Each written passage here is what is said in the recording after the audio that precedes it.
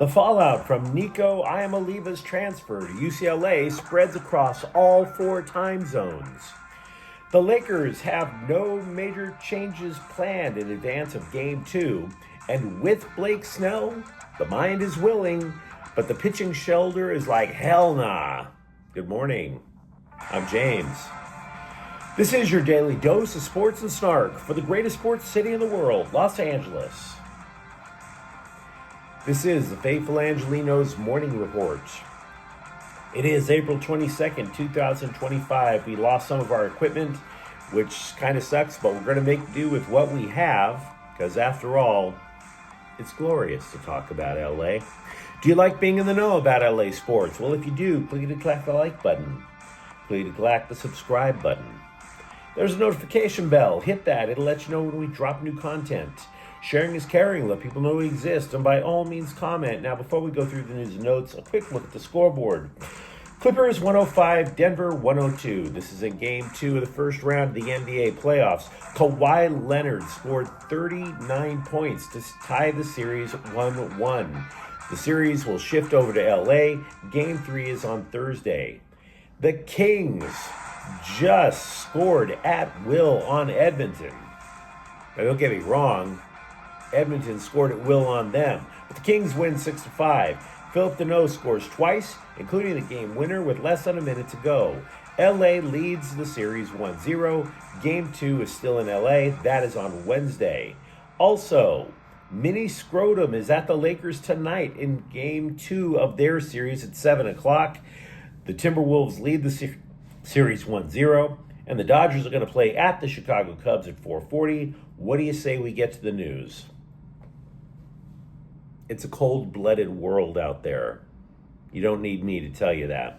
So if you're a UCLA fan, I ask you, how cold-blooded are you?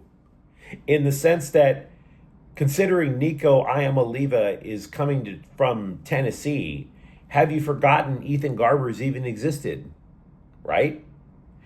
Do you remember they had a quarterback coming in before in Joey Aguilar? Or did you think the Bruins just didn't have a quarterback ever and they were going to run the single wing offense? I ask because it is fair to wonder where UCLA stands after landing one of the best players possible in the college transfer portal, let alone a quarterback. The odds for UCLA have improved. Their ceiling has raised. But what about the odds? Well, we're not gambling addicts here, so that to us means absolutely nothing. I care about football games, not point spreads. So, if you believe, as I do, that stability at the quarterback position means something, then yeah, the Bruins have upgraded. But how far is hard to fathom. Consider, I was looking across the landscape of the Big Ten. It's possible UCLA can make a leap because 4 Big Ten teams made the playoffs last year, right? 3 of them are going to have new quarterbacks. 3. So there you could say instability there. Maybe the Bruins sneak up. But 6 conference schools returned their quarterbacks, including USC. And by the way, of the ones returning, maybe Dylan Raiola of Nebraska could break through. Again, this is an upgrade for UCLA. We simply don't know how much yet for a variety of reasons. 1, we don't have access to spring ball. 2, we'll get to in a moment. But again, as we've been saying ever since the rumors about this guy started to pop up, we have been wondering just how quickly Iamaleava is going to want more money.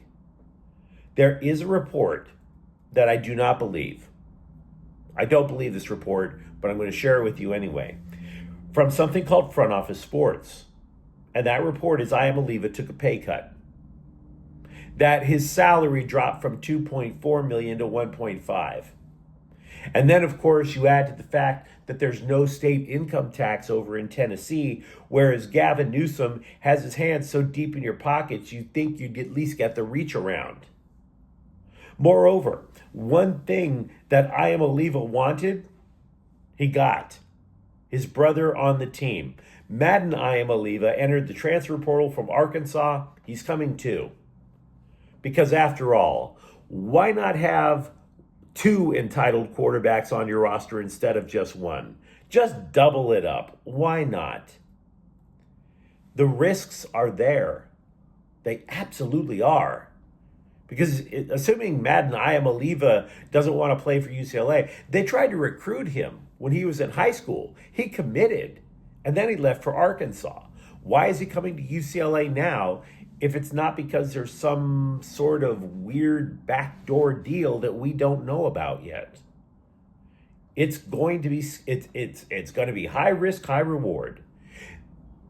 There's no doubt Deshaun Foster probably said we have to upgrade the talent level across the board. Why not start a quarterback? Absolutely makes sense. But if you're talking about a roll of the dice, this is it. Because if you're a UCLA booster, understand, or a UCLA fan, according to documents obtained by The Athletic from the Freedom of Information Act, the athletic department has already spent more than $200 million more than it has brought in the last 5 years, the entire athletic department.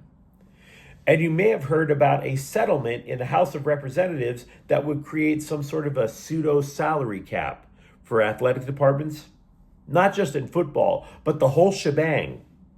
If the deal gets approved, the Athletic estimates that UCLA will lose 100 athletes due to roster limits. They won't be able to pay them. 100 athletes gone. Because UCLA, it's not just a basketball school. UCLA has been decorated in virtually every sport imaginable in college athletics. That depth is going to be gone. Meanwhile, you might be saying, well, what about the quarterbacks who are already on the roster? Well, this has levied a variety. This has just like been a pebble dropped into a lake, and the ripples are just carrying and carrying. There is a pseudo trade of quarterbacks. ESPN is reporting that former UCLA quarterback Joey Aguilar, who never played for the Bruins but would have been their starter had Iamaleava not jumped ship over in Tennessee, now Aguilar is going to head to Tennessee. It's not official yet. ESPN is suggesting it's imminent. Also, another quarterback, freshman Robert McDaniel, he decided to leave. He sees the writing on the wall. He knows how much the Iamaleavas, plural, are getting paid. Now, wherever these two guys decide to go, they have to get a decision relatively quickly. The transfer portal closes Friday. So there's a ton. There's a ton of fallout. It's a nuclear blast. But here's the thing. Let's get back to the bottom lines. Yes, it's easy to say this is an upgrade for UCLA. Definitely in the short term. And I wouldn't argue that at all. But despite all the posts from the Iamaleava family, that all they've splattered across social media about giving glory to God, this is a deal with the devil. Let's not get it twisted. This has the hands that just look like LeVar Ball trying to get all of his kids on the Lakers back in the day, written all over it. Moreover, the Vols had better wide receivers than UCLA has. Last year, Dante Thornton built himself up into a possible NFL draft pick. Same for Brew McCoy. Can you name the three starting wideouts on the Bruins? I can't. I looked it up. And there, when I was looking at these guys, I was sitting there going, oh yeah, this guy's going to have an amazing season. No. Iamaleava is going to have to raise his game.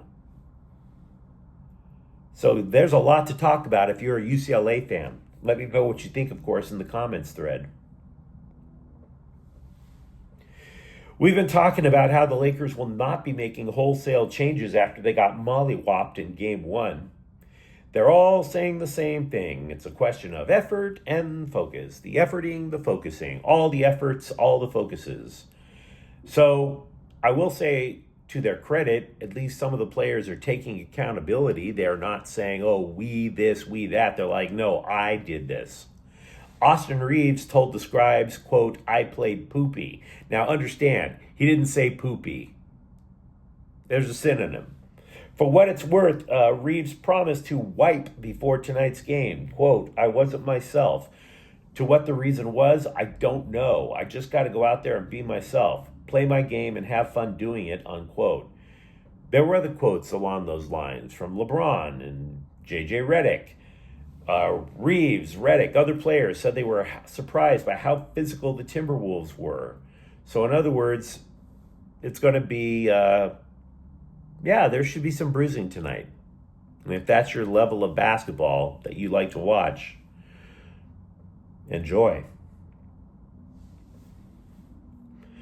Blake Snell threw a 30-pitch bullpen sesh for the Dodgers and reported, quote, the pain lingers here and there, unquote. Now, it's not consistent pain. It's not blinding pain. It's not holy bleep, get an ambulance level pain. The upshot is there's going to be more bullpens added, planned. The whole idea that the Dodgers were pitching a couple of weeks ago about Snell being back in about 2 weeks, yeah, that's not true. And I think we all had a feeling that wasn't true. But that's not true. Meanwhile, from the bullpen, Tanner Scott has converted 8 of his 9 first save opportunities. But how do I put this? He kind of reminds me a little of Kenley Jansen, who is beloved, right? But it's not like the days of Eric Gagne. When Gagne would come in, the signs would flash, game over, and you knew it was right. Jansen's tenure as a Dodgers closer always seemed to be a thrill ride because he would mess around with the plate. He just wouldn't throw enough strikes. Now, Scott simply hasn't looked like a sure thing. He told the Scribes that it's been a work in progress, maybe because batters missed more pitches when he was pitching for the Padres.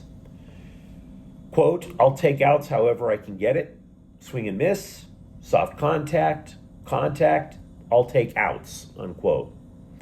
Assistant pitching coach Connor McGinnis said it would help if Scott expanded the strike zone, quote, which would lead to more miss, unquote.